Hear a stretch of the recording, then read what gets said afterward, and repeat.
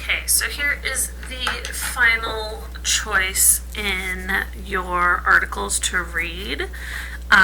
Make sure you put your name on the top. Now, yes, this is technically 4 pages. It is this reading and a set of questions. And then it is this reading and a set of questions. They really are not too terribly long, so bear with me. So this one is known as the Continental Drift Theory. So in the early 1900s, a German scientist studied the outline of Earth's land masses.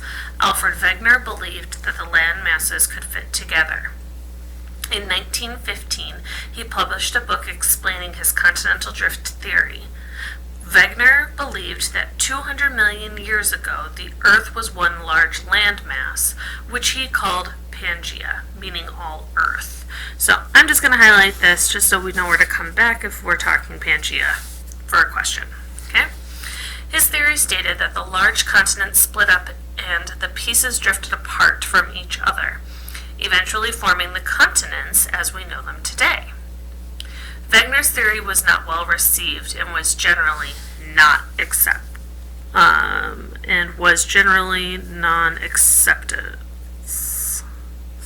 That just reads weird, sorry.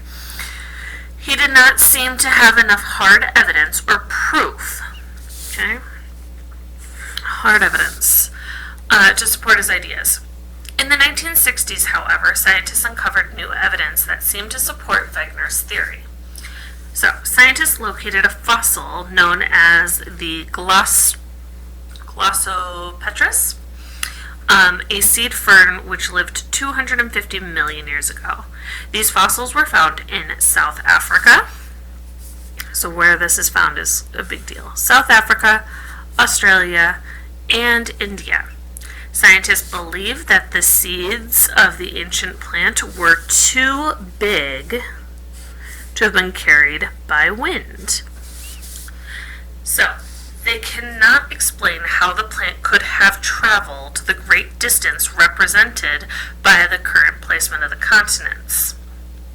Other fossil evidence, including a swamp dweller known as the Lystrosaurus, this hippo-like reptile is believed to have lived 200 million years ago. Fossil bones have been found in Africa, South America, and the teeth have been uncovered in Antarctica. Okay? Kind of a big span, like distance-wise. Scientists do not believe the animal would have been able to swim the vast oceans that currently separate these land masses. Rocks have also proved support for Wegener's theory. The folded Cape Mountains of South Africa correlates to the folded mountains near Buenos Aires, Argentina. So now we have the folded Cape Mountains in South Africa and the mountains in Buenos Aires, Argentina. It is very likely that they belong to the same mountain range at one time. So, scientists have also found similar glacial deposits in South America, Africa, India, Australia, and Antarctica. Their findings indicate that the same ice sheet may have covered this entire area during one of the ice ages. Okay, so that's that. The rest is just this little map, and I will see if I can find a far better picture to actually put on Schoology so that it's a little bit easier to see. But that. Now, you have 5 questions you need to answer. What made Wegener believe that the continents may have been all one unit? Why wasn't Wegener's theory accepted initially? So this is before the 1960s. Before the 1960s. How long was it before new evidence emerged to support Wegener's theory? So how long? What was significant about finding Glossopetris. Goodness. Fossil on 3 different continents. And what is the significance about the Lystrosaurus findings? Okay. Easy peasy. Now, I'll read through this one as well, just so you have it. Now, these only look super long because it's smaller words and they're squished together. Okay?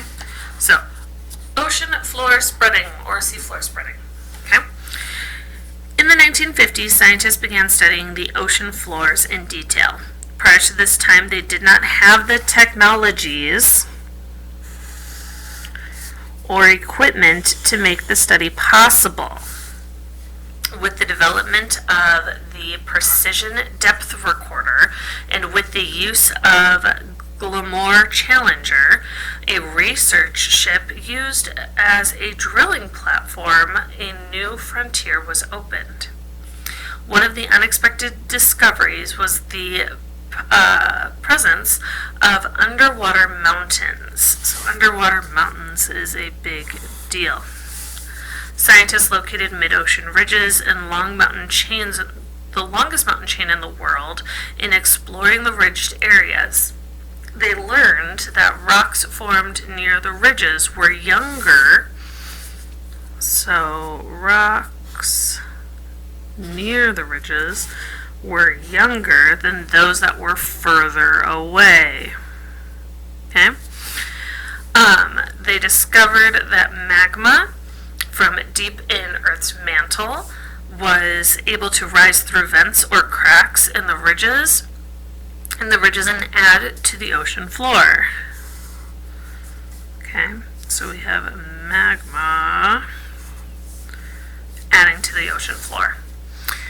From this evidence, scientists were able to determine the new ocean floor was forming and the ocean floor was spreading. While the ocean seemed to be forming new crust and the existing crust was spreading, the Earth's surface was not getting any larger. Nature mountains maintains, holy goodness, you guys, I'm so sorry. So, nature maintains a balance. To offset the newer, younger crust being formed, older rocks were forced down into the mantle, creating deep valleys and trenches. When the matter was forced deep enough into the mantle, the heat was great enough to make the matter molten again. The former crust would now, once again, be part of the mantle and the process would begin again. Okay? Plate tectonic theory. The plate tectonic theory explains how the continents drifted and the origin of volcanoes, earthquakes, and mountains. The Earth's crust and the upper part of the mantle are solid. So crust and upper mantle, solid. They are known as the lithosphere. The lithosphere is divided into sections called plates. Scientists have identified 7 major plates and several smaller ones. The major plates are the Pacific, North American, South American, Eurasian, African, Australian, and the Antarctic plates. The Pacific plate is the largest of all, consisting of 20% of Earth's crust. All of these plates, with the exception of the Pacific plates, contain both continental and oceanic crust. Smaller plates includes the Caribbean and Arabian plates. The lithosphere sits on the hot fluid portion of the mantle known as the asthenosphere. This section of the Earth's interior is believed to be about 200 kilometers thick. Geologists believe that the plate moves about on the asthenosphere because of convection currents deep within the Earth. A convection current is the movement of gas or liquid caused by difference in temperatures. Scientists believe that currents rise through the mantle toward mid-ocean ridges. When the molten material meets the ridge material at the lithosphere, it begins to travel horizontally. As the material begins to cool, it turns downward. So cools, turns downward again, and returns to the mantle. The cycle repeats throughout the mantle. The situation is a bit like a pan of water sitting on a stove burner. The water closest to the burner will warm first. It will rise toward the top, move across the surface of the water, and fall again to the bottom of the pan. If small pieces of wood were floating on the surface of the water, they would move with the flow of the convection currents. Okay? So now you have about 10 questions, but you have things like, what is the lithosphere? What is the asthenosphere? Okay? Why didn't scientists know a lot about ocean floors prior? Prior is the big word, the 1950s. What did the precision depth recorder help scientists discover? What are mid-ocean ridges? Why are rocks close to the mid-ocean ridge younger than the rocks that are further away? If molten matter from the mantle was able to rise through vents in the ridges, why didn't the mantle itself shrink? And the thickness of crust increase. Okay? What is the lithosphere? What is the asthenosphere? How many major plates does the lithosphere have? What is the largest plate, and how is it different? How is it different from all the other plates? And finally, how are the plates able to move on the asthenosphere? Okay, so those are the questions you have to ask. Come back to these, you have all the answers. If you have any questions, please feel free to ask your teacher, and we would love to help. Awesome, thank you.